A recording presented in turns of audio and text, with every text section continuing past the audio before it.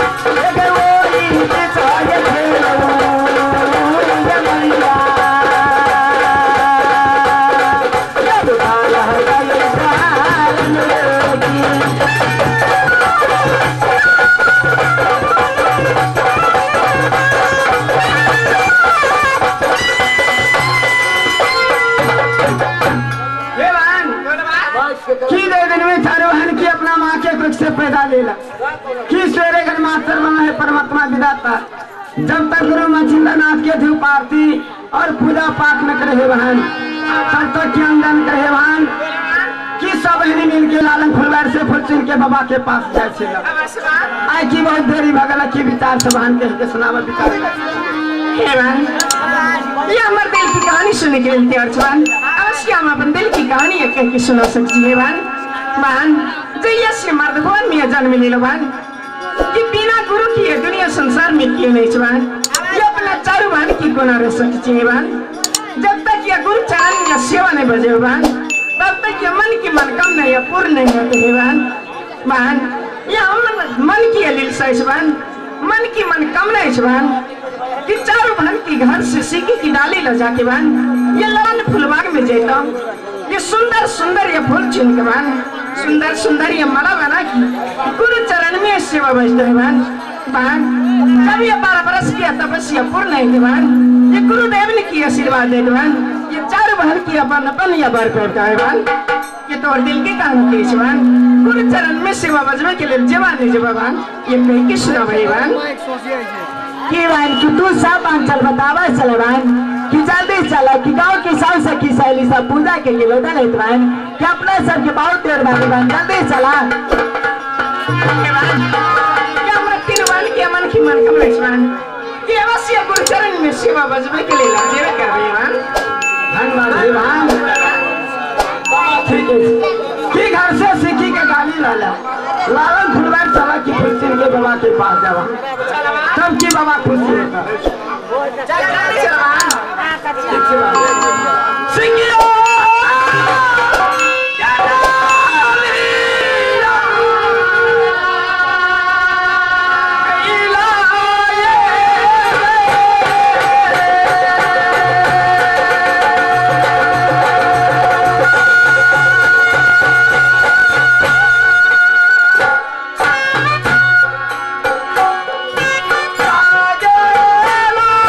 Oh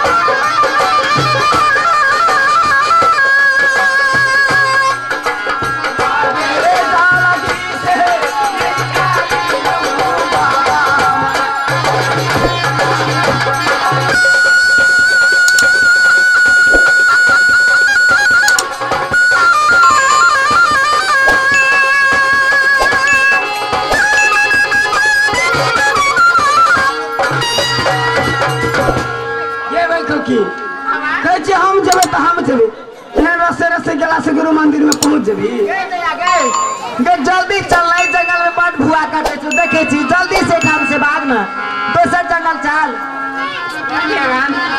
ये दिल में विश्वास नहीं भरा ले छेवन कि गुरु चरण में सेवा बजा सकबे बन ये चलत चलत ये बात है कि भगवान ये गुरु की मंदिर या दिखाई नहीं दे रहा ले छेवन गुरु मंदिर बहुत विकट के रास्ता घोर जंगल में क्यों बनाने जेबा कि हमारा गाड़ी है सब इन्हीं पछाड़ी से भागल चला तब की फिर देबो भागल ये चलिए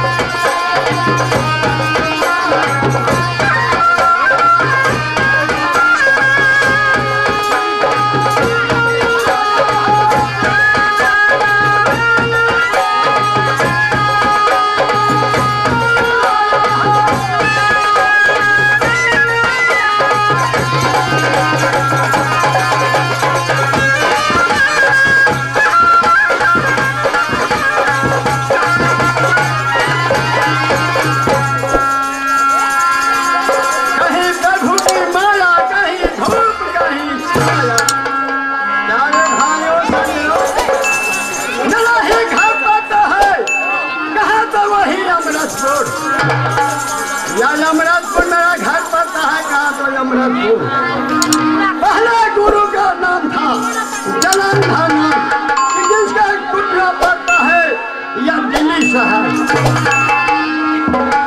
अरे भाइयों सजनों, गुरु ने कहा कि ये देखो चेला, आज 2-3 चेला बनाओ। मैंने सोच लिया कि मैंने 3 चेला कहाँ से बनाऊं। अरे भाइयों सजनों,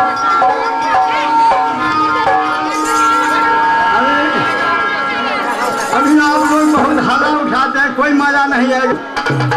आप 3 चेला मैं कहाँ से मुड़ूंगा।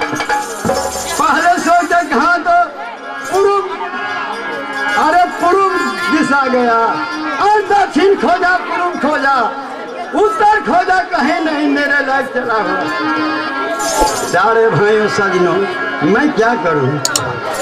और एक समय की बात, ये छाछन करते करते कहाँ तक खोजते खोजते चला गया तो पश्चिम दिशा।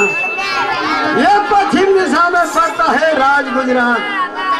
राज गुजरात ये 14 कोस को राजा उग्रसेन को, राजा उग्रसेन और की 14 कोस को मालिक था।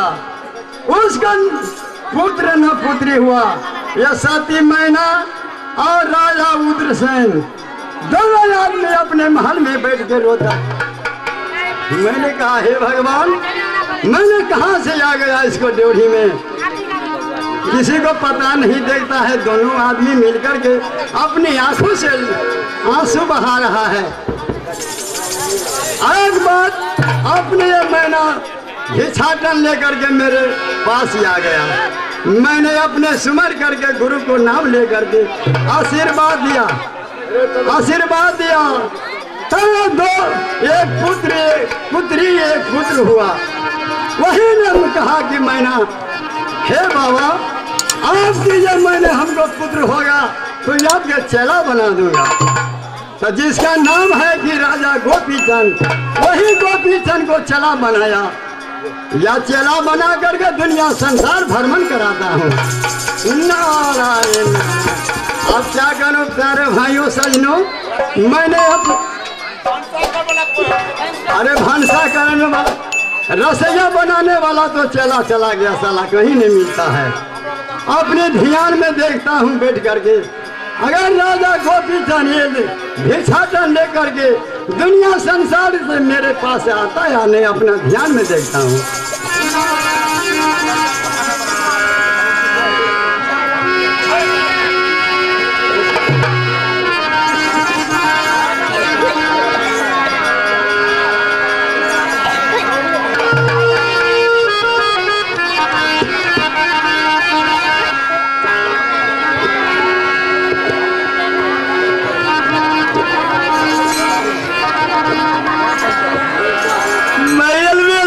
मर वाला या मछली मारने वाला,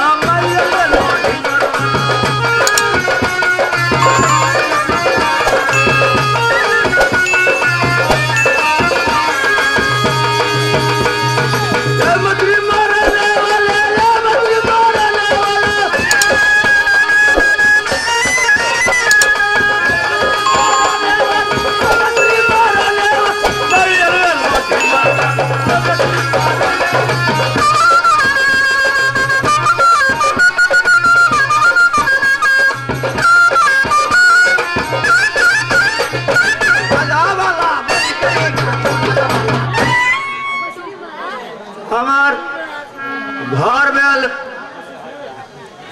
लक्ष्मीपुर, हमार नाम जी सोने लाल मुखिया, हमार ससुराल भैल और ही जी हमारे और ही वाली के तत्ते धिया पुता फर गए रोदी में, नहीं पूछू। दर्जन के दर्जन, सोरे के सोरे, फैक्ट्री के फैक्ट्री, गोदाम के गोदाम, धिया पुता से यह कोटा कोट खाली नहीं रखे। नहीं ककरो से कम नहीं ककरो से बेसी। कहे छी हमरा दुनू पराली में और हिवाली में हमरा भेले खटपट, तो हम चल दिलिए मठ पर।